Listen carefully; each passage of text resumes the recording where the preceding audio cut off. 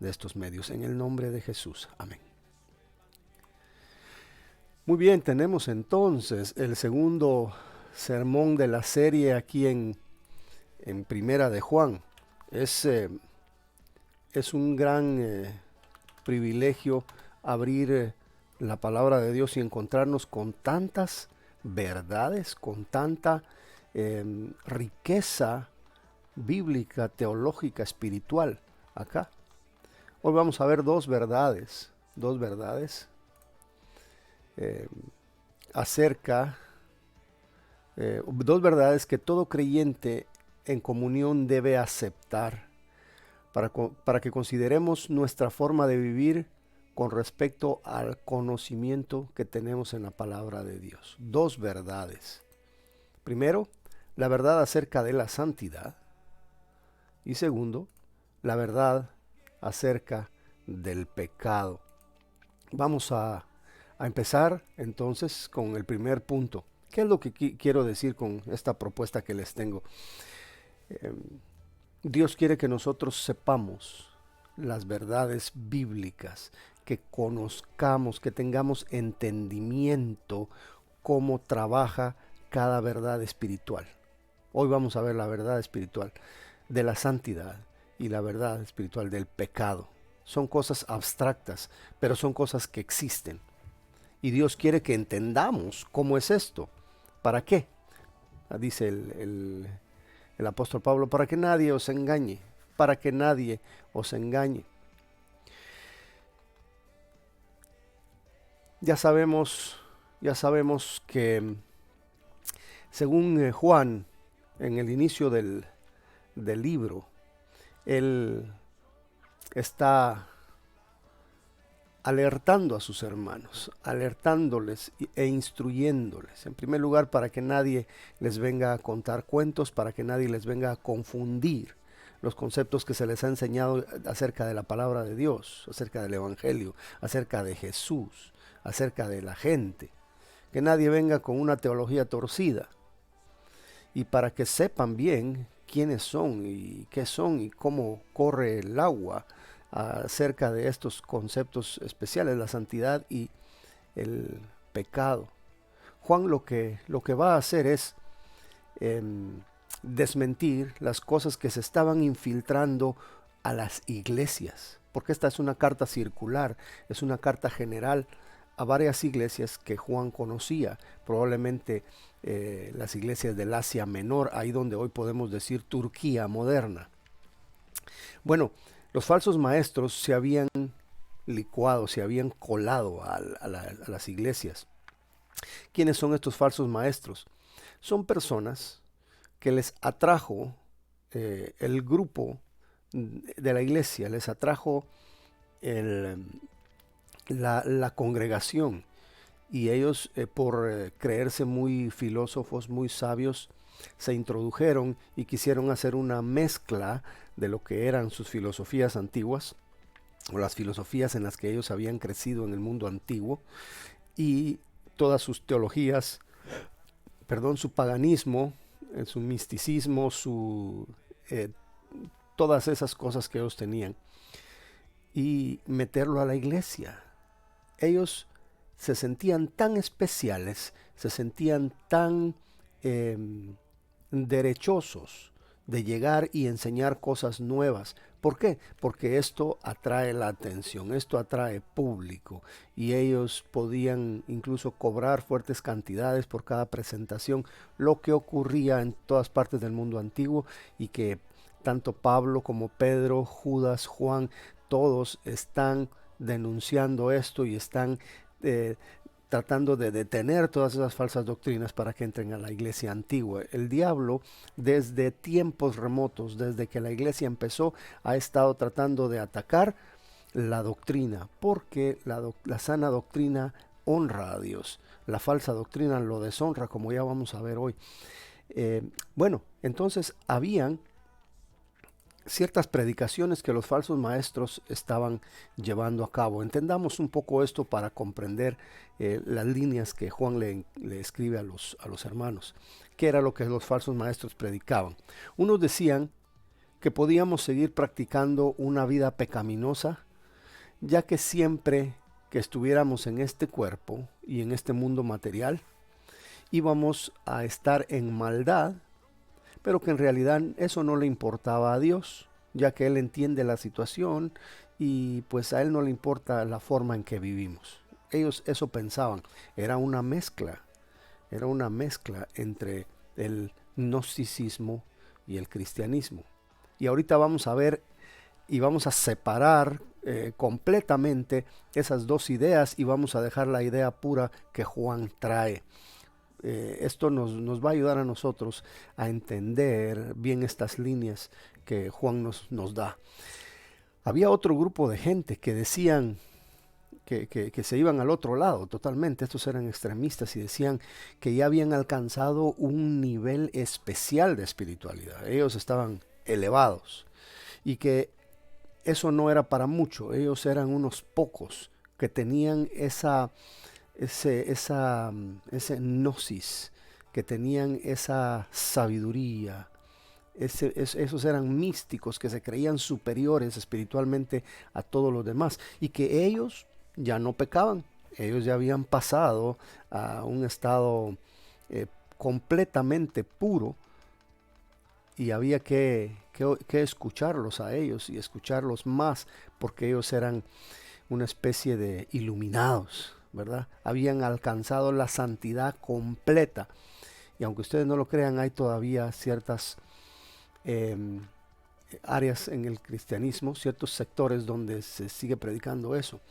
Ellos decían que eran perfectos y que a ellos había que seguirlos y a ellos había que honrarlos y darles la última palabra en las iglesias.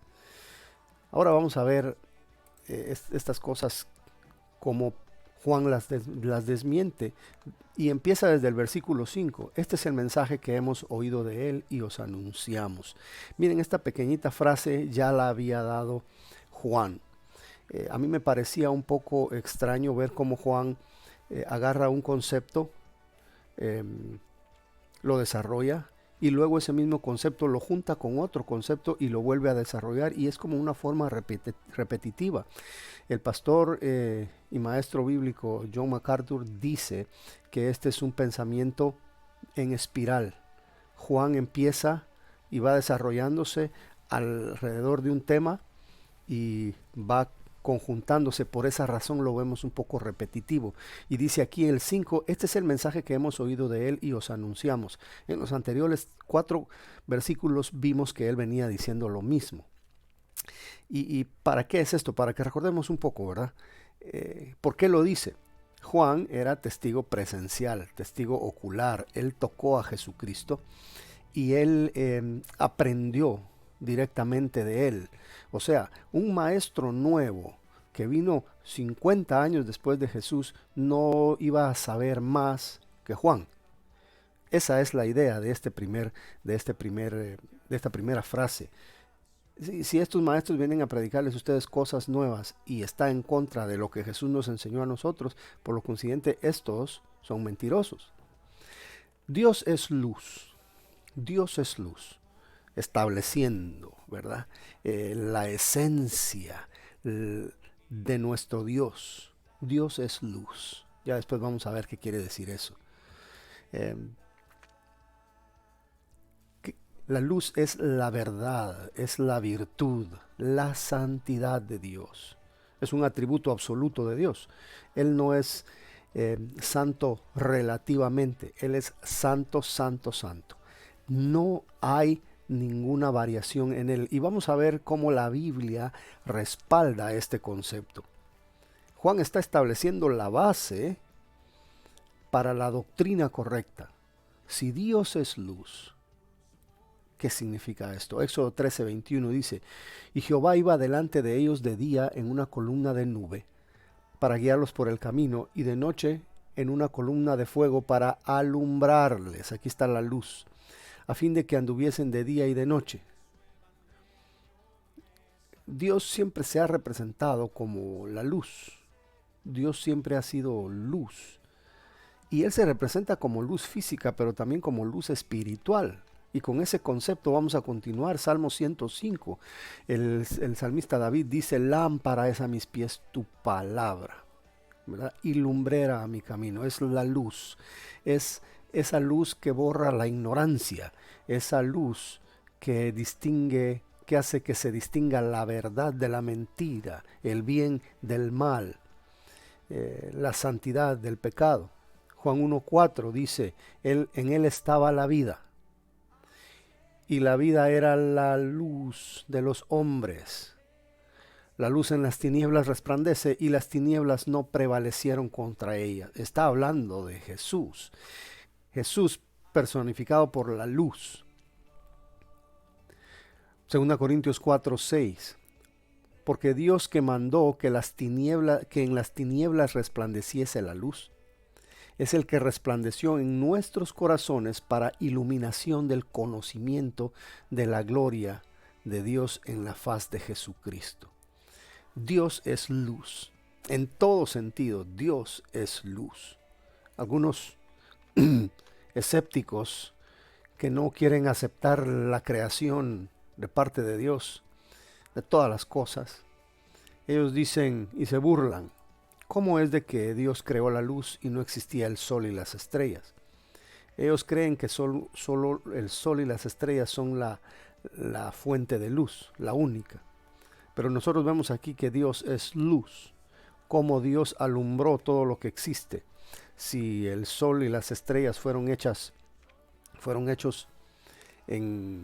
no en el primer día. Dios es luz y no necesita luz Él para fabricar lo que fabrica. Después puso una luz, digamos así, artificial, para alumbrarlo todo y todo lo que eso conlleva. Ahora, dice, Jesús mismo dijo que Él era luz. Juan 8:12. Otra vez Jesús les habló diciendo, yo soy la luz del mundo. El que me sigue no andará en tinieblas, sino que tendrá la luz de la vida. Está hablando de una luz espiritual. Está hablando de un conocimiento a través del poder de Dios, haciendo que la persona comprenda, ¿sí? Dios iluminándonos. Y luego hay otra frase ahí, fíjese, para describir el absolutismo, ¿sí? de que Dios es luz, de la santidad de Dios. Dice, y no hay ningunas tinieblas en él. Por si se te ocurre que de vez en cuando Dios falla, por si se te ocurre que de vez en cuando Dios se agrada del pecado, aquí dice, no hay ningunas tinieblas. Lo contrario de la luz son las tinieblas. Lo contrario de la claridad es la oscuridad. Y si la luz representa la santidad de Dios en este texto, las tinieblas representan el pecado, y el pecado no viene de Él. El pecado no viene de Él. Dios es contrario a la maldad. Su santidad es absoluta y no tolera ningún indicio de pecado. Él nunca se va a complacer en el pecado. Y estos son conceptos que debemos tener bien claros, hermanos, porque la gente que no conoce a Dios, que no conoce de su palabra, que no están adiestrados doctrinalmente, esta gente se cree muy, muy pura. Andan con dos mujeres, andan en borracheras, andan en drogas, andan en chismes, mentiras, orgullo, ambición. Y ellos dicen que van a ir al cielo, porque Dios es bueno y porque ellos no son tan malos. El concepto de la santidad de Dios es absoluto. Dios no tolera ni siquiera medio centavo de pecado. Así es. Santiago 1:13 dice, cuando alguno es tentado, no diga que es tentado de parte de Dios, porque Dios no puede ser tentado por el mal, ni Él tienta a nadie, sino que cada uno es tentado cuando de su propia concupiscencia, o sea, su propia corrupción, es atraído y seducido. Entonces la concupiscencia, después de que ha concebido, da a luz el pecado. Y el pecado, siendo consumado, da a luz la muerte. Amados míos, no erréis. Amados míos, no os confundáis, no cometáis el error. Toda buena dádiva y todo don perfecto desciende de lo alto, del Padre de las luces, en el cual no hay mudanza ni sombra de variación. O sea, lo bueno que nosotros recibimos es de parte de Dios. De parte de Dios nunca vamos a recibir nosotros maldad, nunca vamos a recibir nosotros de parte de Dios inmundicia, impureza. Esos elementos vienen de adentro de nuestros corazones. Es el ser humano el que es corrupto. Juan 8:45 es otro texto. Dice, y a mí porque digo la verdad no me creéis. Ese es Jesús hablando. Ahorita vamos a comenzar a asociar a Dios con Jesús como una misma persona, como un mismo ser, Juan 8:45, Jesús hablando, discutiendo, debatiendo con los religiosos de aquel tiempo. Y a mí porque digo la verdad no me creéis. ¿Quién de vosotros me redarguye de pecado? Lo que Jesús está haciendo ahí es pidiéndoles, demuéstrenme que yo soy un pecador. Y todos nosotros sabemos que Jesús no pecó, nunca dijo una mentira, nunca engañó a nadie, nunca dijo una blasfemia, jamás fue orgulloso, jamás fue un pecador, jamás. Él mismo dijo, convénzanme y demuéstrenme que yo estoy cometiendo pecado. Ellos dijeron blasfemas, pero ellos mentían, porque cuando él dijo que él era igual a Dios, estaba diciendo la verdad, Si Jesús no es igual a Dios, él estaba mintiendo, entonces merecía la muerte, porque eso era una blasfemia, y la ley de Dios decía que el que haga esa blasfemia tiene que morir. Lucas 23:22 nos habla algo acerca de esto también. Él les dijo por tercera vez, ¿quién fue él? Pilato. Están acusando a Jesús de que ha hecho algo malo y que lo maten. Pena de muerte están pidiendo. Ningún delito digno de muerte he hallado en él. Le castigaré y le soltaré. Ya era la tercera vez que Pilato comprobaba que Jesús no tenía pecado. Jesús no murió por su culpa. Jesús murió por decir la verdad. Jesús murió porque ya estaba planificado, pero nunca porque tenía pecado. 2 Corintios 5:21, al que no conoció pecado, por nosotros lo hizo pecado, o más bien ofrenda por el pecado, para que nosotros fuésemos hechos justicia de Dios en él. O sea, ni Dios Padre ni Dios Hijo tienen pecado en ningún momento de esta existencia, de toda la eternidad. ¿Por qué decimos esto? Porque estos gnósticos, estos falsos maestros, estaban declarando de que Dios toleraba el pecado, de que Dios decía, ok, está bien, pues háganlo, yo los entiendo, no hay ningún problema conmigo con esto. Tú puedes hacer lo que quieras y vivir como quieras, que yo no me doy por enterado, a mí eso no me afecta. Esto es totalmente mentira.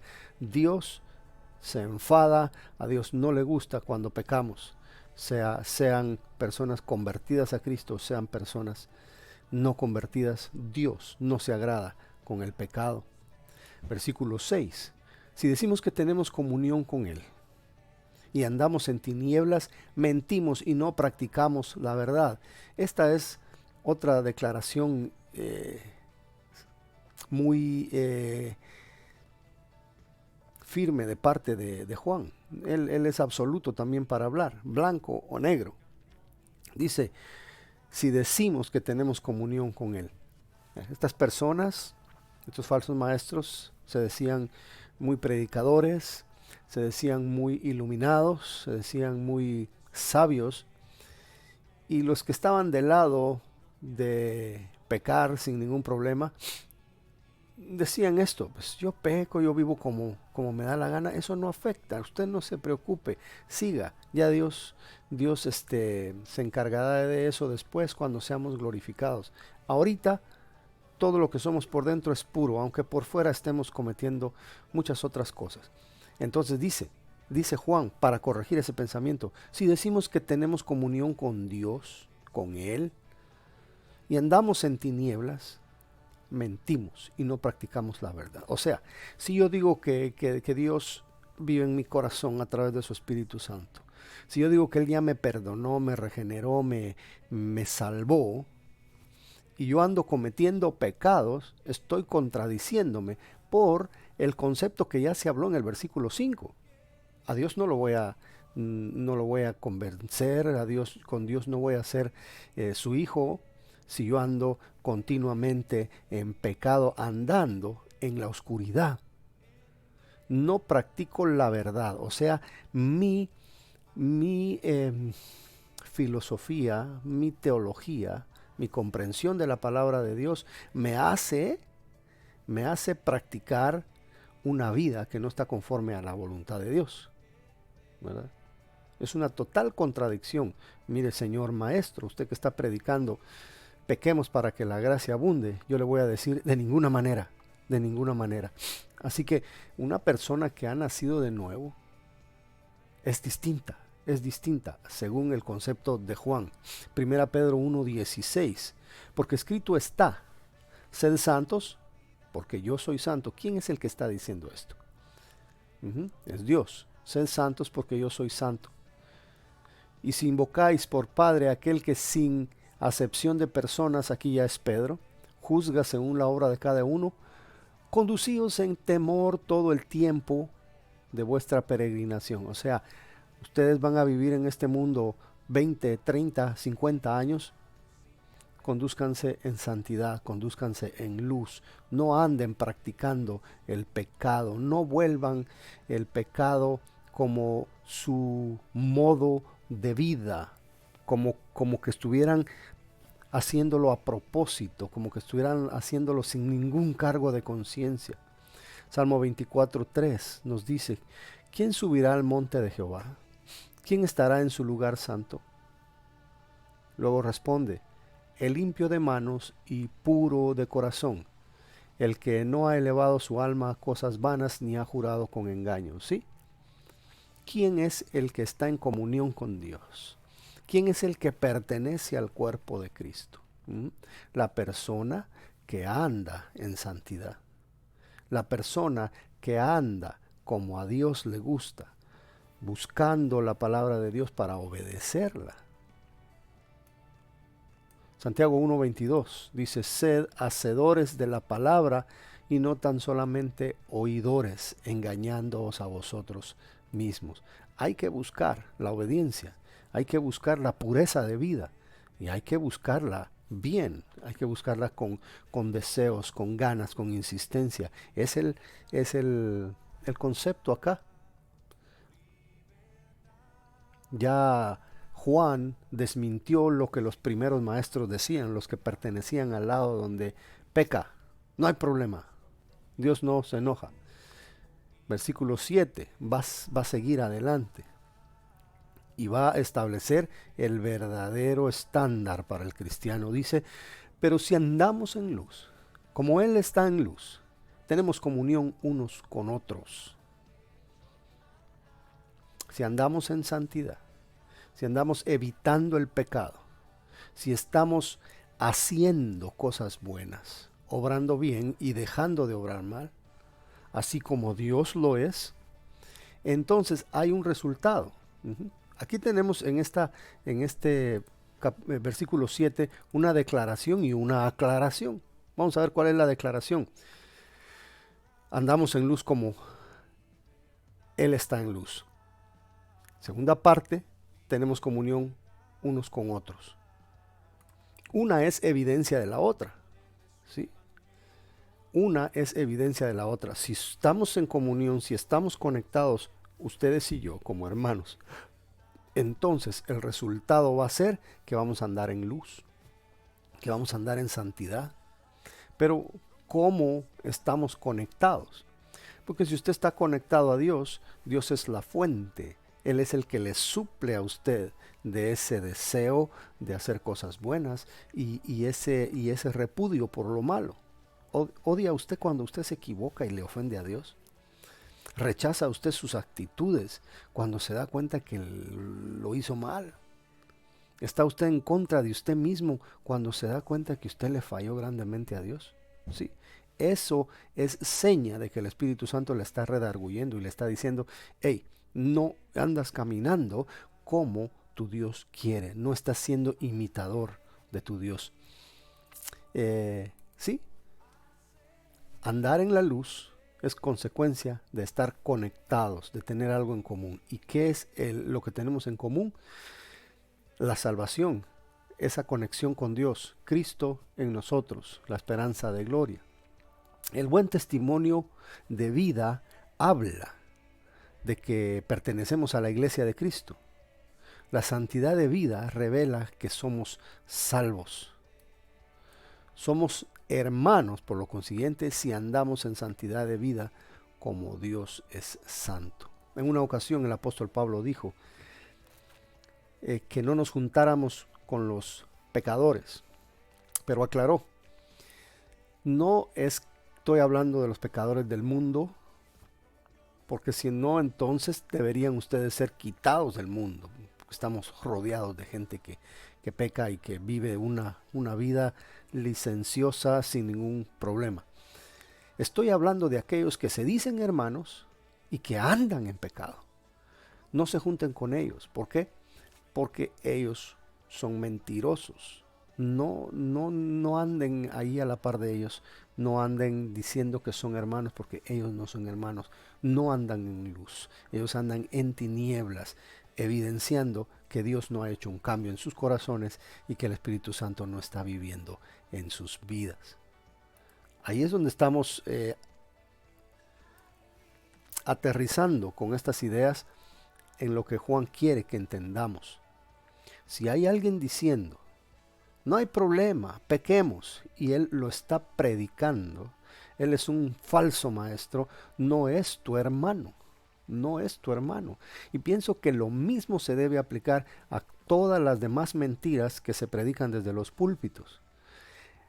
Si usted ve que alguien está contradiciendo el evangelio desde el púlpito, él no puede ser su hermano.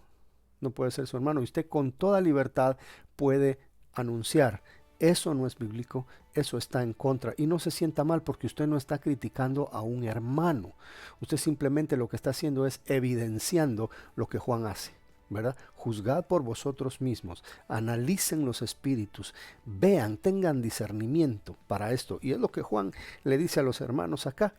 Si ustedes ven esos predicadores licenciosos, pecadores, ellos no están siendo parte de la iglesia, ellos no son hermanos. No los tomen en cuenta, no los inviten, no les den el púlpito. Segunda Juan 1:10, si alguno viene a vosotros y no trae esta doctrina, no le recibáis en casa, ni le digáis bienvenido, porque el que le dice bienvenido participa de sus malas obras. Segunda Corintios 6:14, mire cómo tenemos muchos textos, realmente el material que estoy estudiando en estos textos me daba muchos textos, bastantes versículos paralelos. No os unáis en yugo desigual con los incrédulos, porque ¿qué compañerismo tiene la justicia con la injusticia? ¿Y qué comunión la luz con las tinieblas? ¿Y qué concordia Cristo con Belial, o sea, Satanás? ¿O qué parte el creyente con el incrédulo? En el mismo momento que Juan nos da permiso a no decirle hermano, en el mismo momento que Juan declara que estas personas andan en tinieblas, no los tomemos como maestros verdaderos de la palabra de Dios. ¿Cuántos dicen amén a eso? ¿Cuántos ya lo sabían? Digan amén. ¿Cuántos lo están aprendiendo? Díganlo ahí también. Ahora, la aclaración, y aquí puede crearse un poco de confusión en este texto, hay que ser sinceros, puede crear un poco de confusión, pero gracias a Dios tenemos las escrituras que nos complementan y que nos hacen estar seguros de qué es lo que está diciendo aquí Juan. La aclaración es esta: la sangre de Jesucristo su Hijo nos limpia de todo pecado. Usted va a rascarse su cabeza y va a decir, Juan acaba de decir que no tenemos que andar pecando porque eso es andar en tinieblas. Ujú. Y no tenemos comunión si somos unos pecadores. Bueno, y ahorita dice que la sangre de su Hijo nos limpia de todo pecado. ¿Cuál pecado si no andamos pecando? Ujú. Esto lo vamos a esclarecer ahorita. Es interesante. Y aquí se ha dado lugar a la confusión, y es algo que ha hecho que algunas denominaciones se hayan separado. Aunque andamos en luz, como Él está en luz, cometemos pecado. Lo vemos ahí en nuestro texto en estudio, ¿verdad? Cometemos pecados. Si no cometiéramos pecados, no habría necesidad de que su sangre nos limpie de todo pecado, aún dentro de la salvación. El pecado es lo contrario a la santidad. Bueno, hay algunos que preguntarán, que son muy nuevos en la fe o que no conocen mucho, ¿qué quiere decir pecado? Pecado es toda la infracción de la ley de Dios, es fallarle a Dios. Mentir, matar, adulterio, fornicación, malos pensamientos, envidias, celos. Lean Gálatas 5, ahí se van a dar cuenta. La ira, los celos, los chismes, maldecir, tomar el nombre de Dios en vano, envidiar al vecino por lo que tiene, sea cual sea, la codicia, la avaricia, el orgullo, la vanidad, la pereza, la gula, todas estas cosas son pecado.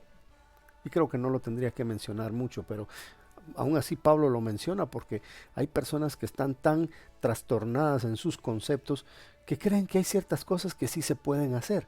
Y en el mundo que vivimos hoy, esto está ocurriendo más que nunca. El relativismo moral está afectando mucho a la sociedad de ahora, más aquí en los Estados Unidos, en Europa.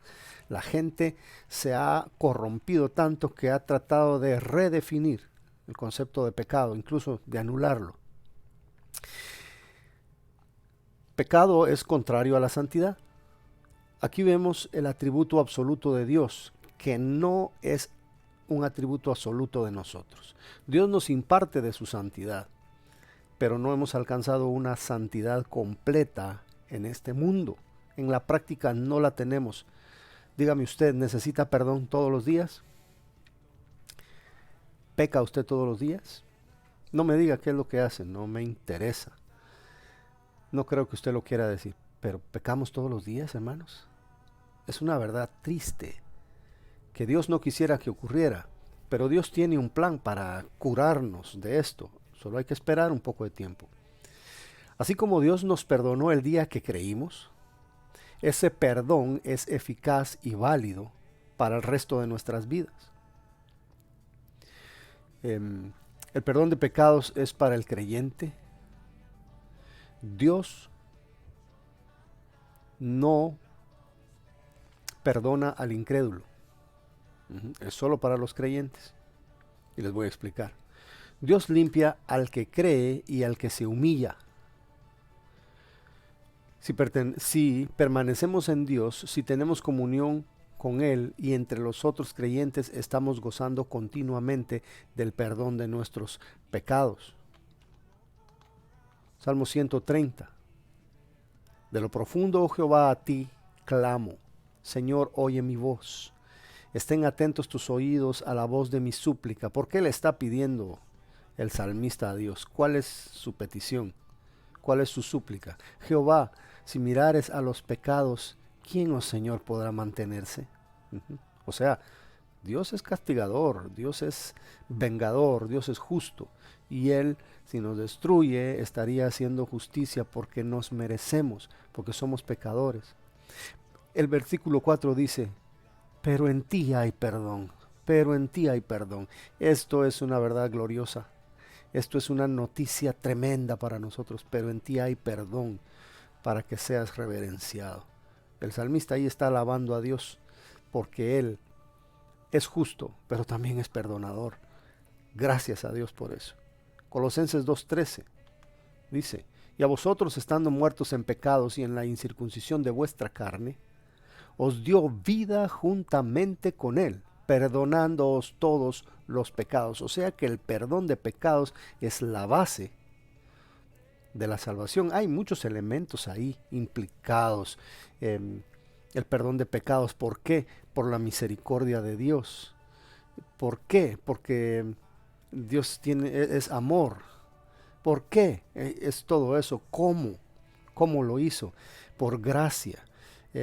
Por gracia Él le dio fe al muerto, le dio vida, le dio fe, abrió sus ojos, se dio cuenta de lo sucio que estaba, pide perdón y es perdonado y tiene vida eterna.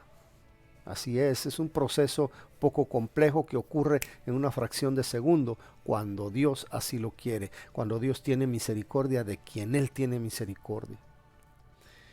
El hombre sin Dios debe buscar la limpieza de su alma, debe pedir perdón por sus pecados, ya que en la situación natural en que se encuentra está propenso de ir al castigo eterno, a sufrir después de la vida. Esa es una pregunta muy importante que se le puede hacer a una persona. Si usted muere hoy, ¿dónde va a estar mañana? Hay unos que se ilusionan pensando en que no hay nada después de la muerte. Dios dice que hay un castigo después de la muerte. No se conformen ustedes con que alguien les diga no hay nada. Dios nos dice en su palabra que después de la muerte está la eternidad. Y un alma puede pasar a la vida eterna o a la muerte eterna. Ofender la santidad de Dios se paga con la muerte y muerte eterna. Por esa razón hay que buscar la reconciliación con Dios cuanto antes, antes que la manecilla del reloj dé la siguiente vuelta en la aguja segundera, antes que el tiempo se acabe. Venid hoy y estemos a cuenta, venid luego, dice el Señor. Si tus pecados fueren rojos como la grana, como la nieve serán emblanquecidos. Si fueren negros, vendrán a ser como blanca lana. Es una promesa que Dios perdona al pecador y esa es la primera cosa que Dios quiere oír de todo hombre. Reconozco mis pecados, perdóname. De ahí para allá, la gracia común que se encargue y a su suerte. Pero una vez que la persona ha pedido perdón de corazón y Dios le perdonó y Dios le hizo una nueva persona, la cosa cambia con respecto a su pecado. El hecho de estar afectados por este mundo y nuestras inclinaciones no nos da una excusa para seguir pecando. No nos da permiso a ofender la pureza, la santidad y la luz perfecta de nuestro Dios. Él pide pureza, Él pide esfuerzo, pide dedicación, pide superación, pide santificación progresiva, que es ese abandonar el pecado, que es ese adoptar buenas obras y crecer en la gracia del Señor. Esto es tremendo, es lindo lo que Juan nos está diciendo acá para aclarar. Ahora vamos a hablar la verdad acerca del pecado. Ya hablamos un poco de eso, pero vamos a ir a nuestro segundo punto de acá. Ya se nos está acabando el tiempo y solo medio lo vamos a tocar. Yo sé que empecé un poco tarde, no sé si me permiten recuperar esos 10 minutos. ¿Qué dicen ustedes? La verdad acerca del pecado. Versículo 8. Si decimos que no tenemos pecado, nos engañamos a nosotros mismos y la verdad no está en nosotros. Juan se ha puesto en el lugar tanto de los que no han recibido la salvación como de los que ya son salvos. Él quiere decir que tanto de un lado como del otro la persona es asediada por el pecado. O sea, el incrédulo peca y el que ha sido salvo también peca. Hay una diferencia, pero existe pecado. El hombre natural no salvo fue concebido en pecado y peca sin límites. Hace lo que quiere y se goza con pecar y se goza con los que pecan. aplaude el pecado. A las personas no salvas le caracteriza una vida de pecado constante y creciente. En ese estado es enemigo de Dios y está dirigiendo a la destrucción eterna. Está condenado. El ser humano debe reconocer que ha pecado y debe arrepentirse para poder recibir el perdón y por lo consiguiente la salvación. Estamos diciendo con otras palabras lo que ya dijimos al final del punto anterior. Ahora, vayamos al lado de los que ya son salvos. Cuando un ser humano recibió perdón de pecados, fue puesto en un lugar apartado para Dios. Apartado quiere decir santificado. Eso es una santificación posicional o justificación. Dios ya no nos ve como enemigos, sino como hijos adoptivos. Dios ha aceptado la ofrenda por el pecado que es Cristo Jesús y aplicó justicia al pecador como si fuera justo, así como que fuera el mismo Jesús. Por eso dice, justificados pues por la fe tenemos paz para con Dios. Justificados. Fíjense, no somos justificados por nuestras propias obras. Somos justificados por parte de Dios. Él hizo algo en nosotros por la fe, no por las obras. ¿Recuerdan ustedes aquel muchacho que llega ante Jesús y le dice que él ha guardado la ley?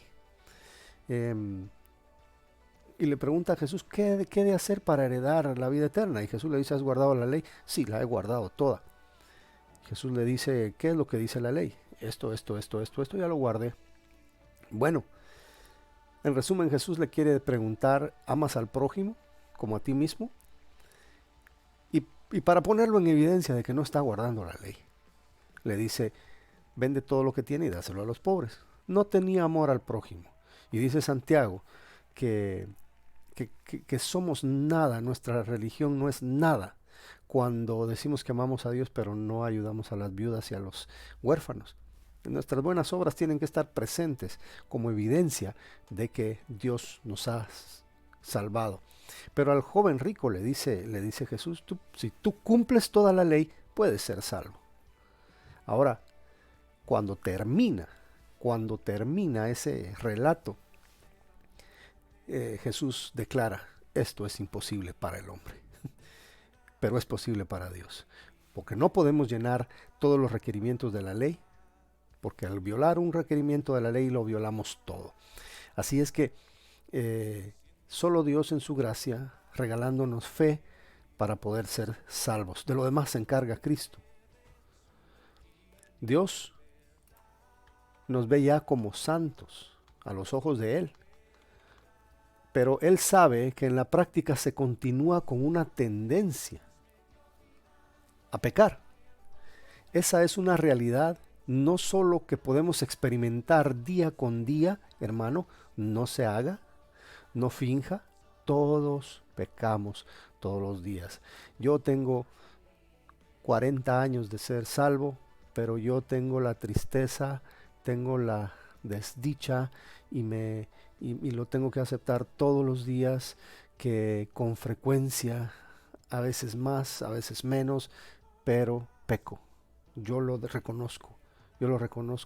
Para muchos otros es difícil reconocerlo, pero esta lección nos llama a que reconozcamos, ¿verdad? No solo lo podemos vivir en carne propia, sino que la Biblia enseña que todavía pecamos. Sin embargo, necesitamos abandonar los pecados que nos asedian. Es necesario que aceptemos que pecamos, que fallamos, aunque Dios nos ha perdonado y ya somos salvos. Si en un momento nosotros dejamos de pecar en esta vida, entonces quiere decir que de ahí en adelante nos ganamos la salvación. Pero para que nadie se gloríe, Dios sigue actuando en nosotros y sigue perdonándonos, aunque somos débiles. Filipenses 3, tenemos aquí una declaración de parte de Pablo tremenda para apoyar esta doctrina. Filipenses 3:12, no que lo haya alcanzado ya. El apóstol Pablo dice que no haya alcanzado todo, ni que ya sea perfecto. Aquí Pablo va a hablar de dos clases de perfección. de las que ya le mencioné antes, la posicional y la práctica, sino que prosigo. Él está continuando, él se está esforzando por ver si logro hacer aquello por lo cual fui también asido por Cristo Jesús. Para lo cual, sí, Jesús nos llamó a santidad y nos pide que andemos en él, y debemos esforzarnos y probar y seguir adelante en un esfuerzo constante, permanente, hasta que el Señor venga. El que persevera hasta el fin, ese será salvo. Hermanos, dice, yo mismo no pretendo haberlo ya alcanzado, pero una cosa hago. Aquí sí son obras. Ya después de la salvación tenemos que hacer obras, porque para esas buenas obras fue que fuimos llamados. Una cosa hago, olvidando ciertamente lo que queda atrás y extendiéndome a lo que está delante, prosigo a la meta, al premio del supremo llamamiento de Dios en Cristo Jesús.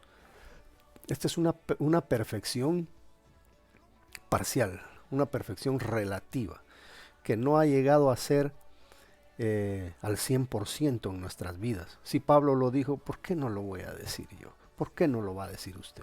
Versículo 15. Aquí está hablando de otra perfección. Así que todos los que somos perfectos, aquí uno se puede quedar como patinando en su cabeza, como que se nos zafó un tornillo, ¿verdad? Pablo nos hizo un quiebre y nos dejó sentados. ¿Qué pasó, Pablo? Tú no eres perfecto, no lo has alcanzado todo. Pero en el versículo 15 como que se te olvida y dices, todos los que somos perfectos, pongámonos de acuerdo. Esto mismo sintamos, dice, y si otra cosa sentís, esto también os lo revelará Dios. La primera perfección es una perfección parcial. Una perfección progresiva que la estamos tratando de alcanzar. Y en el versículo 15 nos habla de una perfección que Dios ya hizo. Esa justificación, ante Dios somos perfectos, hermano. Si la justificación no nos hace ver perfectos delante de Dios Padre, entonces quiere decir que el sacrificio de Cristo no es lo suficientemente efectivo. Y entonces se nos dio una salvación un día y tenemos que luchar para conservarla, porque el sacrificio de Cristo no es suficiente para preservarme. Primera Pedro 1:5, para perseverarme por la fe hasta el final. ¿Es completo el sacrificio de Cristo? Es completo. Es completo. Yo no tengo que agregarle mi performance, no tengo que agregarle mi esfuerzo para completarlo.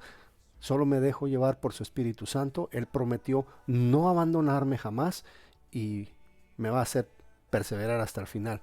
Romanos 7:23. Esto les dije que estaba largo. Pero veo otra ley en mis miembros, que se revela contra la ley de mi mente. Él tiene un físico y tiene algo espiritual. Y que me lleva cautivo a la ley del pecado que está en mis miembros. Esto es Pablo diciendo tengo, no dice tuve. Él tiene la ley en su mente. Él ya recibió la salvación. Él ya recibió la transformación de su entendimiento. Pero él se da cuenta, él percibe que a través de sus sentidos físicos, el cuerpo pide sin considerar si eso es bueno o es malo. Tenemos nuestros ojos, que si nosotros no los dominamos, se van detrás de cualquier cosa. Tenemos nuestros oídos para oír todos los chismes que querramos. Tenemos nuestra boca para blasfemar todo lo que quisiéramos. Pero la ley del Espíritu que está dentro de nosotros, el Espíritu Santo, nos está frenando, nos está haciendo sentir mal, nos redarguye de pecado. Dice el 24, miserable de mí, ¿quién me librará de este cuerpo de muerte? Gracias doy a Dios por Jesucristo nuestro Señor. Es tremenda esta declaración de Pablo. Él mismo se pone como ejemplo de lo que todos nosotros somos. No lo hemos alcanzado todo. Hay algo que nos estorba todavía. Y le decimos al Señor Jesús, ven Señor Jesús. Como decía un pastor muy famoso, lo que más me da ansias de ver a mi Señor Jesús es que no solo lo voy a ver a Él, sino que lo voy a ver con una completa santidad en mí. Ya no voy a tener esos remordimientos, ya no me voy a enojar conmigo mismo por pecar. sino que ese día voy a estar glorificado completamente. Y esa es la esperanza de gloria, la esperanza de vida eterna, cuando el pecado en nosotros sea erradicado por completo. Si confesamos nuestros pecados, Él es fiel y justo para perdonar nuestros pecados y limpiarnos de toda maldad. Hay que confesarlo. Y vamos a hablar acerca de la confesión la próxima semana. Dios mediante, Dios nos da la vida y podremos hacerlo. Si no lo hacemos en la iglesia, ya lo vamos a hacer en este mismo medio, pero de todas maneras esperamos que Dios nos dé de su palabra. Quiero que cierre sus ojos y piense. ¿Está usted viviendo en la luz? ¿Está viviendo en la luz? ¿Es su vida conforme a lo que Dios lo llamó a hacer? ¿Ha usted cumplido con los requerimientos de Dios? Por lo menos ha luchado y ha visto una mejoría en su forma de vivir hasta ahora. Ha visto que Dios le ha transformado. Ha visto que usted la luz, que su santidad ha mejorado. Usted se ha superado y es una mejor persona desde que creyó en Cristo. Eso es un síntoma de que usted es salvo. Ese es un síntoma de que usted pertenece al Señor.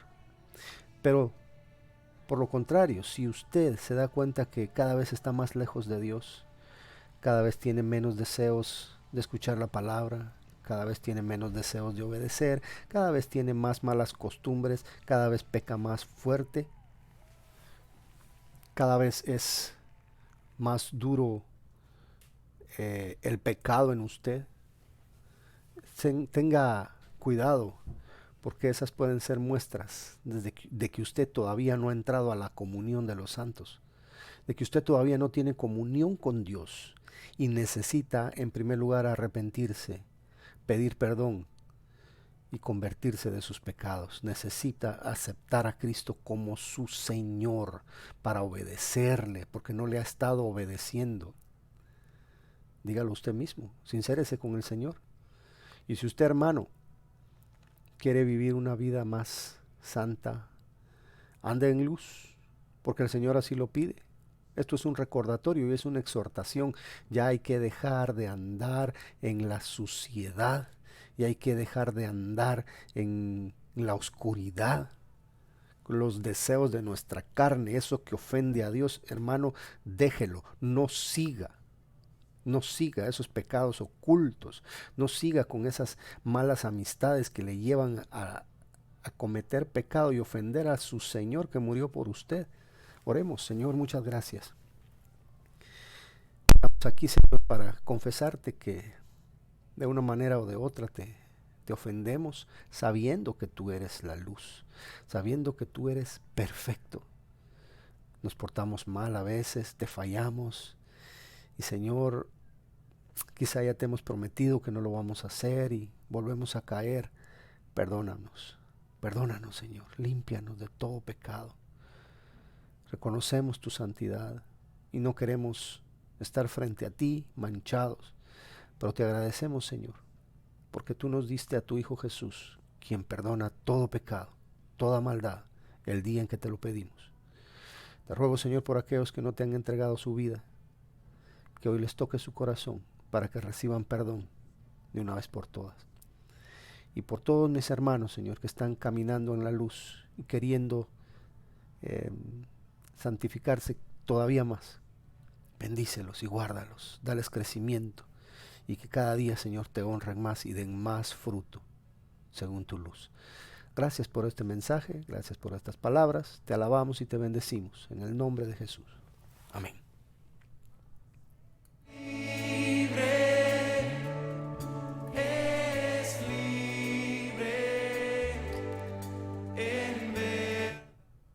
¿Cómo se ha sentido usted, hermano? El Señor le tocó su corazón. Esperamos que se vaya bendecido después de esto y que se vaya animado a seguir caminando en la luz. Se nos fue el tiempo, entonces solo vamos a ver qué otros saluditos tenemos. Hay unos hermanos que les gusta ser saludados aquí. ¿Dónde nos quedamos? Ajá. Bendiciones, querido pastor, fue lo último que dijo mi tía. Alex Jiménez está viendo el video. Amanda Pais Brown. Alex Jiménez me manda saludos. Trabajamos juntos varias veces. Alex, saludos. Abraham Hernández Coxajay. Bendiciones, hermano. Este músico andino allá en Guatemala. Amanda Pais Brown dice amén, Amanda Pais. Aquí creo que la tengo a la par, cerca, en esta misma ciudad. William Méndez Arcilla también lo está viendo. William, que haya recibido bendición. Marilú Payeras, mi tía, dice que se ve y se escucha muy bien. Sí, tía, es porque hoy me bañé. Rom López Galeano, adelante pastor, ya él estará empezando su sermón ahorita. Adrián Medina lo está viendo, saludos Adrián. Morena Ávila, saludos Nanita. Alex Denman lo está viendo, qué bueno que estuviste conectado. Silvia Galindo de Thousand Oaks Baptist Church, Dios le bendiga hermanos, dice Silvia Galindo. Saludos a nuestro hermano Luis. Tenemos Tania Rodas que lo está viendo, saludos Tania, que Dios te bendiga mucho. Darío Mazariegos, saludos Darío, hasta allá por Guatemala. Ira Zúñiga, hasta allá por México, saludos Ira, ¿cómo están las cosas en México? Briana Morelos, Briana, te ves bien en esa foto, Briana. Saludos. A ver cuándo nos volvemos a ver otra vez con el gran Johnny. Sergio Ruiz está mirando. Saludos, hermano Sergio Ruiz. Mi hermano Sergio, Byron DT, aquí está. Silvia Galindo dice, más tiempo para oír todo el mensaje. Lo llevé casi hasta donde quería. Algunos prefiero dejarlos con la gana por el momento. Adolfo Picado, Señor, sigue hablando por tu siervo. Ajá. Bella Elizabeth Padilla también lo vio. Saludos, Bella, te esperamos siempre, te esperamos siempre. Amén, hermano. Bonita predicación, saludos para toda la familia, feliz fin de semana. Muchas gracias, pastor, que tenga un bendecido domingo. Gracias. De nada, Olga Lafrito.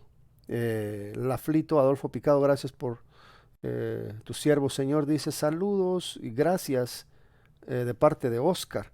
Victoria de Culajay también me está saludando. Que Dios les bendiga, hermanos, que tengan una linda semana y yo le agradezco mucho al Señor porque ya el próximo domingo voy a cumplir un año más y Él me ha concedido la vida y aquí en público le agradezco por esa vida que me ha dado, una vida llena de salud, con mi familia, mis hijos, mi esposa, con mis amigos, mis hermanos de la iglesia y mi salvación, todo lo que me ha dado durante estos 51 años y no me avergüenzo. Que Dios les bendiga, que tengan muy buen domingo, descansen y tomen siempre las medidas que el gobierno recomienda. Bendiciones, hermanos.